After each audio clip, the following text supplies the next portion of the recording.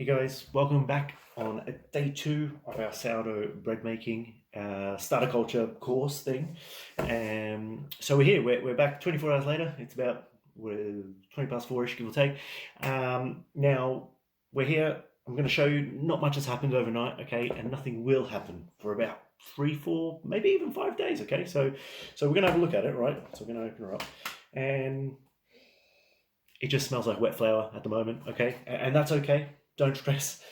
But look, have a look at mine inside.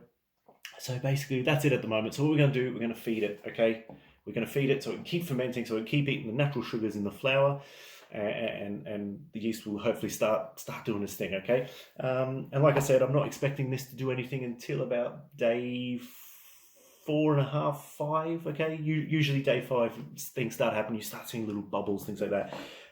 At the moment, there's like the tiniest bit of condensation on the lid, and that's okay. You might have that as well. If not, do not panic, don't stress. Smells like wet flour, like I said, and rye. So there's not much going on today, so do not stress. What we're going to do, we're going to feed it. Okay, so I've already pre-weighed the things. All right, so we have our same as yesterday, same quantities. We have 20 grams of rye flour, and we have 20 grams of water.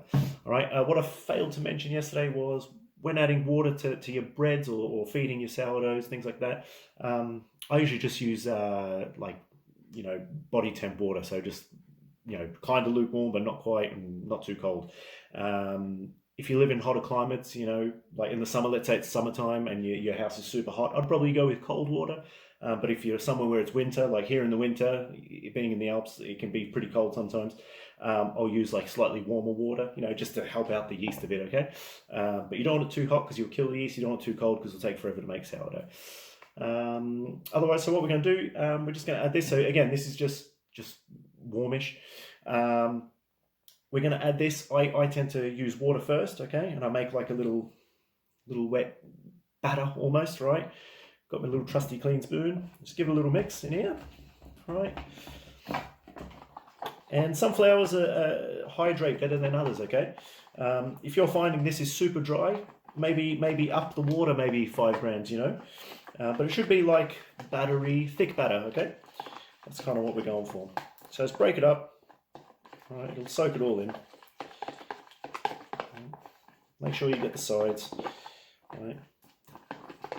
All we're doing is adding to it, okay? That's it, we're just adding. All right. Nice. All right. That's it. Make a little paste. Okay.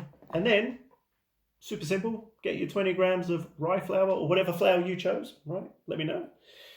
And just add it in there. You don't have to do it in batches or anything, just get it all in there. All right. Ooh. And give it a little mix, all right? That's all you got to do. All right. And I'll show you what we're looking for. All right. Let's turn to a paste. So there's a new bag of flour for me. So sometimes I alter the recipe, like sometimes flours, they tend to go, they're quite thirsty, some of them, especially rye, it can be. So when you add water, it turns into this like rock, you know what I mean, ball. All you do is just add a couple of drops of water until you get it to a paste, okay? It's pretty forgivable, this stuff, right? So don't stress. I'll start off with like 3 to 5 grams, right, of water, if it's turned into a lump, right, like a bit of a ball. But you should be able to get a paste like this, you know what I mean? Like this is just like a little paste. All right, I'll show you up close. Here you go. Just a little paste. There we go. Right. So that's pretty good. I'm happy with that, okay? Super happy with that. And that's it. And we're going to do the exact same thing. I'm just going to scrape down the sides a bit, keep it tidy as you go on, okay? Because you want it all to be together, to ferment together. It's going to grow nice and even, okay? This is where the jars come in handy. You can push it all down, it all grows up in one even go. Right. I use these tubs because I make quite a bit at home. I make more than 1 loaf a day for work and stuff, and for home. Right, scrape the rest off there, get it all nice and clean, and then simple as that. We're just going to pop that lid on again, keep it in a warmish place, and that's it. And in 24 hours, we're going to come back to it. Where's the teacher? Come back to it in 24 hours. So tomorrow, my time, it's about 4 o'clock-ish is when I started this thing. It's pretty forgivable if you're a couple of hours late. Don't worry. In this stage, it's pretty forgivable. Yeah, we're gonna do that. We're gonna do that again on day 3. We're gonna do that again on day 4, 5, 6, and 7. Okay, we're gonna build up this yeast. We're gonna repeat the exact same process. Okay, so your 20 grams of flour, 20 grams of water, add it in, mix it up, bum bum, done. Right, job done. It's that simple. It is that simple. Yeah. I hope it's going well. Stay safe. What more can I say about this? Not much. I think this is it for day 2.